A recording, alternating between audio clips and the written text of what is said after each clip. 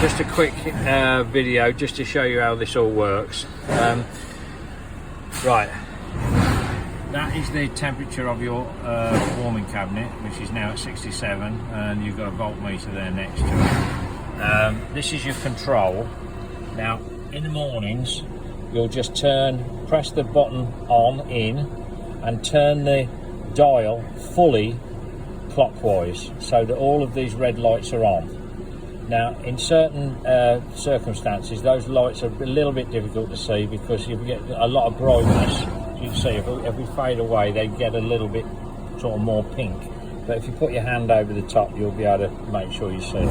Now when that gets up to about 70 degrees, what we normally do is say, right, kick this back. So what you do is you turn this back and you'll see the lights are going down now. Now what we find sort of this time of the year, really you need maybe 2 or 3 lights on, and that will keep it at the right temperature. Depends on how many times you open the door, obviously, but you will find that you know, it will sort of level itself out, but it takes a time to do this, so don't keep turning it up and turning it down, because it will settle itself down. When you finish, all you've got to do is press off, and you'll notice if you press off, and then what will happen there is the button in the middle, and you can see, if you look very carefully, you can see that flashing. Now that takes about 5 minutes to actually turn itself off. So when it's in the shutdown mode, you cannot turn it back on again. It will not turn on whilst it's in shutdown, so it has to blow itself cold. When the light stops flashing in the middle, that means it's ready to go again if you need it to, but you say you should only really need to do that at the end of the day. Turn it on at the beginning. This strobe light here, where it says door up, that is when your side flaps are up, that will flash so you don't drive off with the door up. Right, what else is there? Right, keep diesel tank at least a third full at all times. Now the reason we have to say that is because the pipe that goes into the diesel tank, which goes to the heater which works the warming cabinet, we can't put that pipe right to the bottom of the tank in case it sucks up dirt. So always make sure that you're a third full at all times.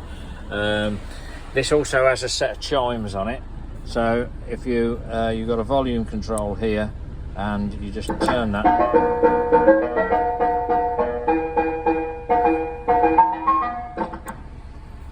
right, any of your fuses you need to do, they're in the back there. Shouldn't have any issues with any of those. That's it really.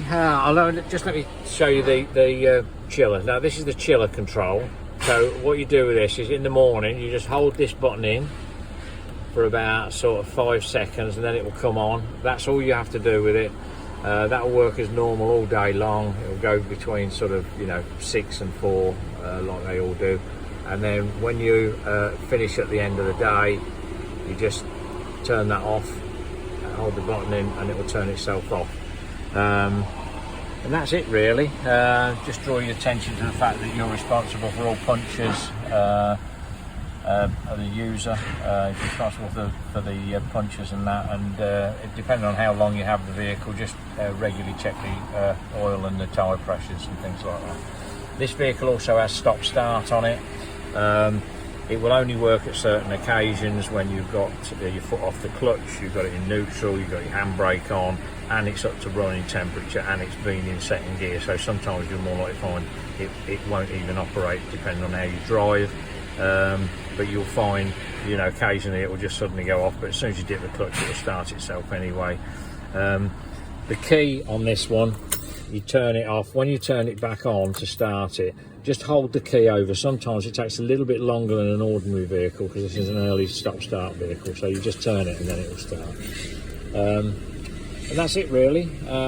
If you have any other problems or any questions, I'll leave a card in the vehicle and then you can just give me a ring. Okay, thank you, bye-bye.